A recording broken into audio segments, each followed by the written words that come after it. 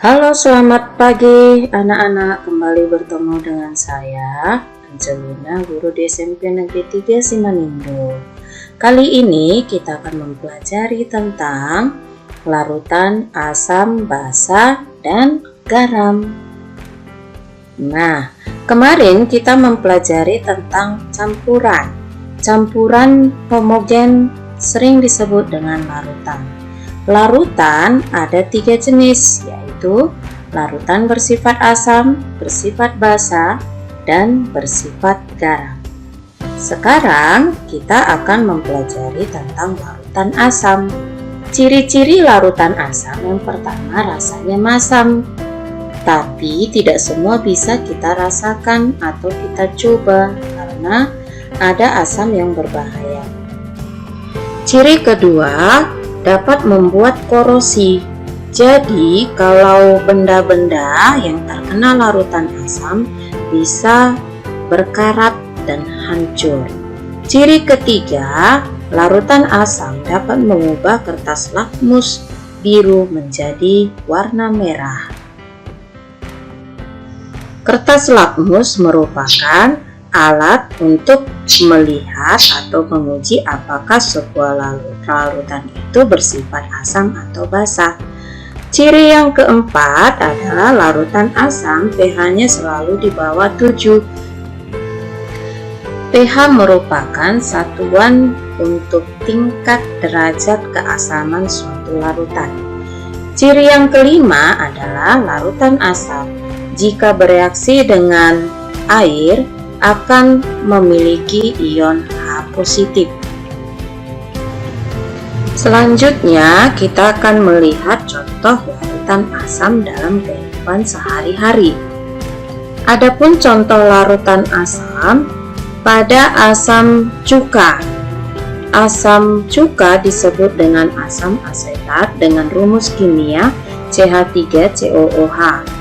Dan asam formiat ini pada sengatan lebah dengan rumus kimia HCOOH. Lalu ada asam klorida pada lambung manusia dengan rumus kimia HCl. Dan ada asam sulfat ini terdapat pada aki mobil dengan rumus kimia H2SO4. Ada asam sitrat yang terdapat pada buah-buahan seperti jeruk. Asam sitrat ini rumus kimianya C6H8O7 dan ada asam karbonat yang terdapat pada minuman bersoda. Rumus kimia untuk asam karbonat adalah H2CO3. Nah, itulah beberapa contoh larutan asam yang terdapat di dalam kehidupan kita sehari-hari. Berikutnya adalah larutan basa. Larutan basa memiliki ciri-ciri. Yang pertama adalah rasanya pahit. Tapi ingat, jangan mencoba atau mengkonsumsi larutan basa karena bisa berbahaya bagi kesehatan. Ciri kedua adalah terasa licin di kulit. Jadi, jika larutan basa kita letakkan di atas kulit, akan terasa licin. Namun, jangan sembarangan meletakkan larutan basa di atas kulit karena ada larutan basa yang bisa berbahaya. Berikutnya adalah mengubah kertas lakmus merah menjadi biru. Jadi, ini kebalikan dari larutan asam.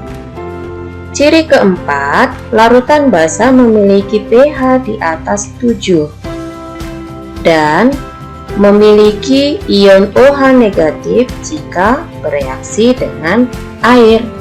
Nah, itulah ciri-ciri dari larutan basa. Berikut kita lihat contoh larutan basa dalam kehidupan sehari-hari. Ada sabun mandi, sampo, dan pasta gigi. Sabun mandi, sampo, dan pasta gigi berasal dari larutan basa yaitu natrium hidroksida. Obat MAH, ada obat MAH. Obat MAH sering disebut dengan obat urus-urus yang mengandung antasid. Nama basa penyusunnya adalah magnesium hidroksida. Lalu ada pupuk urea, ada mortar atau plester. Ini disusun oleh kalsium hidroksida. Ada deodoran dan antasid, disusun oleh aluminium hidroksida. Nah, itulah beberapa contoh larutan basah yang ada di dalam kehidupan kita sehari-hari. Larutan ketiga yang kita pelajari adalah larutan garam. Ciri-ciri larutan garam yang pertama adalah larutan garam rasanya asin. Nah, ini bisa kita rasakan.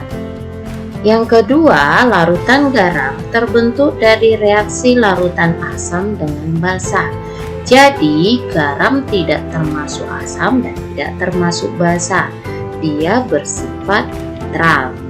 Nah, asam bereaksi dengan basa akan menghasilkan garam dan air. Ini merupakan salah satu contoh jika kita reaksikan larutan asam dengan basa. Misalnya HCl atau asam klorida kita reaksikan dengan natrium hidroksida yang bersifat basa akan membentuk larutan garam dengan rumus kimia NaCl atau natrium klorida, dan dihasilkan juga air atau H2O. Nah, demikianlah ciri-ciri dari larutan asam, basa, dan garam. Selanjutnya, dari manakah kita tahu kalau larutan tersebut bersifat asam dan basa atau garam jika larutan tersebut tidak bisa kita rasakan? Nah, untuk mengetahuinya ada indikator yang kita gunakan. Apakah indikator asam dan basa? Indikator asam basa adalah senyawa yang dapat menunjukkan perubahan warna apabila bereaksi dengan asam atau basa. Nah, indikator asam basa ada dua jenis. Yang pertama, indikator alami yang berasal dari tumbuh-tumbuhan. Yang kedua adalah indikator buatan yang dibuat atau diproduksi oleh manusia. Untuk indikator alami, misalnya bisa kita gunakan berupa kunyit. Kunyit, jika kita haluskan, kita campur dengan air, lalu kita peras, kita saring. Air kunyit, jika kita campur dengan larutan asam, akan mengalami perubahan warna menjadi kuning cerah. Jadi, jika larutan yang kita campurkan berubah warna menjadi kuning cerah, maka larutan tersebut positif larutan asam. Dan jika air kunyit kita campurkan dengan larutan basa, akan mengakibatkan perubahan warna menjadi warna jingga. Jadi, jika sebuah larutan kita campur dengan air kunyit berubah warna menjadi jingga, maka larutan tersebut kita simpulkan sebagai larutan basa. Indikator alami kedua, kubis merah atau kol merah. Nah, jika kita haluskan kol merah dan kita peras airnya, maka air dari kubis merah atau kol merah ini jika bercampur dengan larutan asam akan berubah warna menjadi merah atau warnanya tetap. Dan jika air kubis merah kita campurkan dengan larutan basa lemah, maka warna yang tadinya merah akan berubah menjadi hijau. Jika air kubis merah kita campurkan dengan larutan basa kuat, maka air kubis yang tadinya merah akan berubah warna menjadi kuning. Indikator alami ketiga adalah bunga kembang sepatu atau bunga raya, atau sering disebut nama ilmiahnya Hibiscus rosa sinensis. Air bunga kembang sepatu jika kita campurkan dengan larutan yang bersifat asam akan membuat warna bunga kembang sepatu menjadi warna merah cerah. Sedangkan jika air bunga kembang sepatu kita campurkan dengan larutan basah akan membuat warna air bunga kembang sepatu berubah menjadi warna hijau. Berikutnya untuk indikator buatan. Indikator buatan yang dibuat oleh manusia contohnya adalah kertas lakmus. Kertas lakmus ada dua jenis, yaitu kertas lakmus merah yang berwarna merah dan kertas lakmus biru yang berwarna biru. Berikutnya kita akan melihat perubahan warna yang terjadi pada kertas lakmus jika kita celupkan ke larutan asam ataupun larutan basah. Yang pertama, lakmus merah. Jika kita celupkan ke larutan asam, maka lakmus merah akan tetap warnanya, tetap merah. Yang kedua, lakmus merah jika kita celupkan ke larutan basah akan berubah warna menjadi biru. Yang ketiga, lakmus biru jika kita celupkan ke larutan asam akan berubah warna menjadi warna merah. Yang keempat, lakmus biru jika kita celupkan ke larutan basah maka kertasnya tidak berubah warna atau tetap biru. Jadi dari sini bisa kita simpulkan bahwa larutan asam akan membuat kertas lakmus menjadi merah. Yang tadinya lakmus merah tetap merah, lakmus biru berubah menjadi biru. Sedangkan larutan basah sifatnya akan merubah kertas lakmus menjadi warna biru. Yang tadinya lakmus merah menjadi biru, lakmus biru tetap biru. Nah, ini adalah gambar kertas lakmus. Dalam bahasa Inggrisnya ditulis litmus. Ya, jadi ada lakmus merah dan lakmus biru, dan ini gambar dari perubahan warna pada kertas lakmus jika kita celupkan ke larutan basah. Lakmus merah menjadi biru, lalu jika kita celupkan ke larutan asam, lakmus biru akan berubah menjadi merah. Nah, untuk memudahkan mengingat perubahan warna tersebut, saya ambil singkatan AS, MER, BABI. AS untuk larutan asam, MER untuk merah, BA untuk basah, BI untuk biru. Artinya, larutan asam akan membuat kertas lakmus menjadi merah. Lalu larutan basah akan membuat semua kertas lakmus menjadi biru. Nah, kita selesai tentang larutan asam basa dan garam. Saya harap kalian mengerti dan memahami tentang materi tersebut. Kita masuk ke subtopik berikutnya tentang pemisahan campuran. Ingat anak-anak, campuran itu adalah gabungan dari 2 atau 3 zat. Nah, campuran itu ada campuran homogen dan heterogen. Untuk campuran bisa kita pisahkan zat-zat penyusunnya, ya. Nah, prinsip pemisahan campuran adalah berdasarkan perbedaan sifat-sifat fisis zat penyusunnya, sifat fisis atau sifat fisika, seperti wujud zat, ukuran partikel, titik leleh, titik didih, sifat magnetik, dan kelarutan. Ada 5 metode pemisahan campuran. Yang pertama, secara filtrasi atau penyaringan. Yang kedua, sentrifugasi. Yang ketiga, sublimasi. Yang keempat, kromatografi. Kelima, distilasi. Kita akan bahas satu persatu.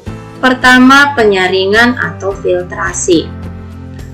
Metode pemisahan secara penyaringan atau filtrasi merupakan metode pemisahan campuran yang digunakan untuk memisahkan cairan dan padatan yang tidak larut berdasarkan pada perbedaan ukuran partikel zat-zat yang bercampur. Jadi, penyaringan bisa kita lakukan memisahkan campuran jika campurannya itu disusun oleh zat cair, zat padat, ya. Nah, perhatikan gambar. Di sini adalah gambar campuran dari air dan pasir. Air adalah zat cairnya, pasir adalah zat padatnya. Jadi, antara air dan pasir bisa kita pisahkan dengan cara menyaring. Penyaringan atau filtrasi bisa kita gunakan dengan kertas saring. Ya. Jadi, campuran dari air dan pasir kita tuangkan ke atas corong yang sudah ditutupi dengan kertas saring.